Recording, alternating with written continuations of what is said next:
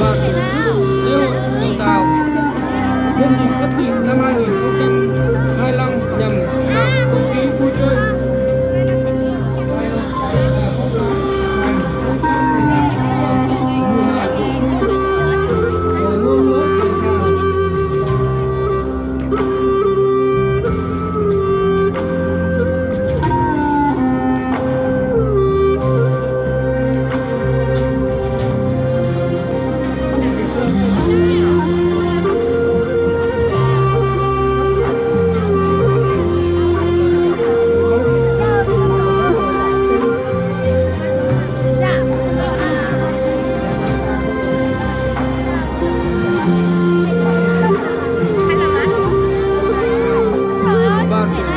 lễ hội cầu Tàu nhân dịp Giáp Thìn năm 2025 nhằm tạo không khí vui chơi sôi động, tạo phong trào văn hóa, văn nghệ, thể thao trong quần chúng nhân dân, tạo sự niềm tin tưởng của nhân dân đối với chủ trương đường lối của Đảng, chính sách pháp luật của nhà nước nhằm khôi phục bảo tồn bản sắc văn hóa các dân tộc và lưu giữ những nét văn hóa truyền thống tốt đẹp của dân tộc. Lễ hội cầu Tàu là lễ hội lớn của đồng bào dân tộc Mông. Đông người tham gia nhất là lễ hội riêng có đặc sắc nhất của người Mông. Cầu Tàu với mục đích là khơi dậy khát vọng hồn linh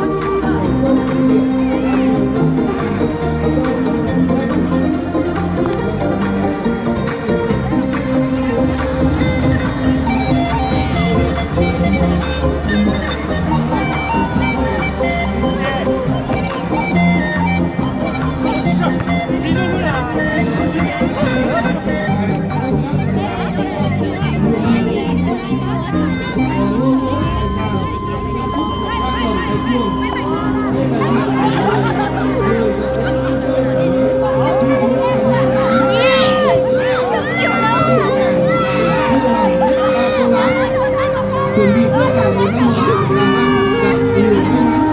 hơn nữa. Với tình hình đó, tôi xin tuyên bố khai mạc lễ hội cầu Tàu Xuân Giáp Thìn tháng 8 năm 2025 một lần nữa xin chúc các đồng chí lãnh đạo, các đồng chí đại biểu mạnh khỏe và bà con dân hạnh phúc, thành công, năm mới an khang thịnh vượng. Chúc lễ hội cầu Tàu Xuân Giáp Thìn năm Quốc Cáo năm 2025 thành công tốt đẹp. Xin trân trọng cảm ơn.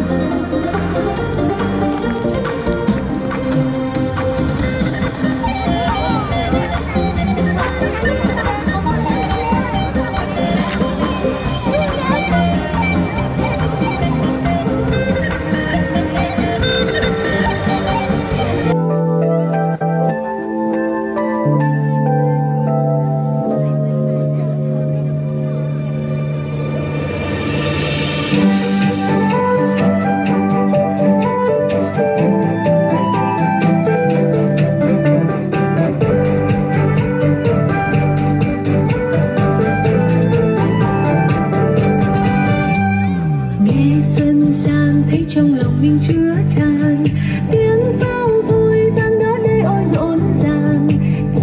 mùa xuân đang đến trở lại gần giờ nhịp nhàng xuân đến nghe bước chân tô đẹp thế.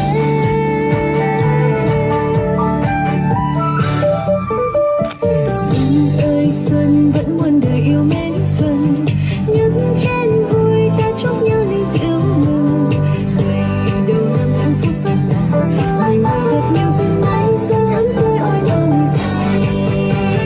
Ai rồi ngàn trên khắp miền quê hương, nhớ quay về vui đón mùa xuân yêu thương.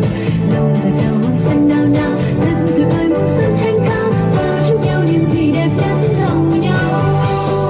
Đôi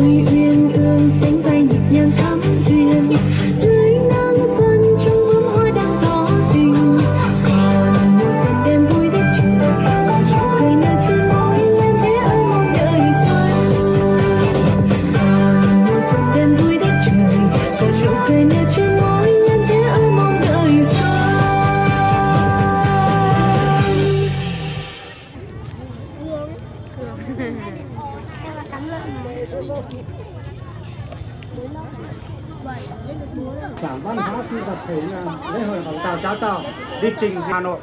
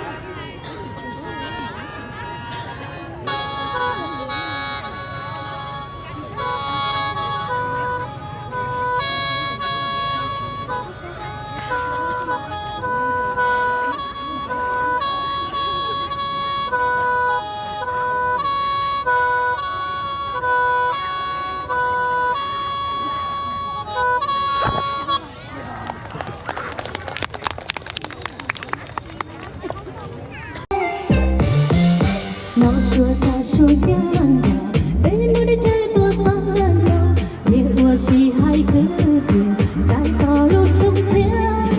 trong lâu ta trong chia tu ta xua đời qua là chỉ đau đớn trong lâu ta trong chia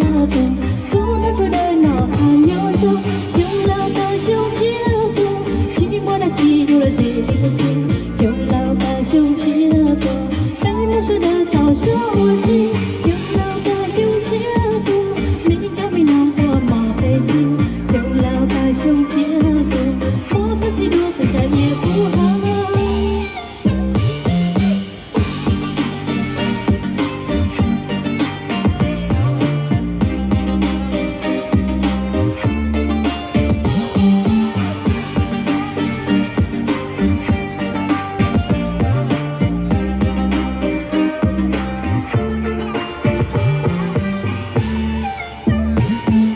Nắng xua ta xua nhang đỏ bên mưa để chơi tua gió lần đầu biết mùa gì hay cứ tiền tại có lúc sống chia trong lâu ta trong chia tu cô ta xua đời mưa đã chỉ đau đớn trong lâu ta trong chia tu cô ta xua đời nào hàng nhau chung trong lâu ta trong chia tu chỉ mưa đã chỉ dù là để đi chung trong lâu ta trong chia tu bên mưa xua đời tao xua gì trong lâu ta trong chia tu mấy cái mình nào có mò về xưa trong lâu ta trong chia tu có bất kỳ đua tầm trái yêu của hắn.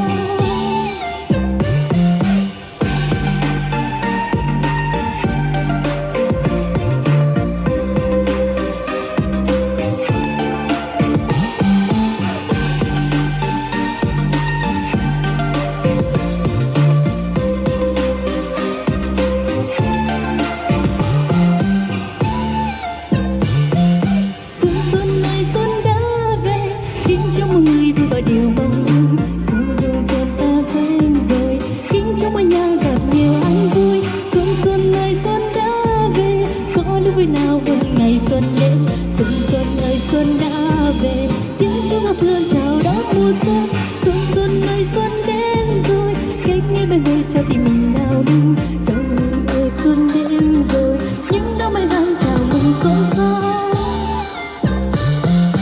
Màu vàng vàng bao có chút yên lành đến nơi có hoa yên ấm an vui bao em thơ quê mới tươi cười chào một mùa xuân mới. Xuân xuân ơi xuân đã về khiến cho mọi người vui và điều mong ước. Xuân xuân ơi xuân đến rồi khiến cho mọi nhà gặp nhiều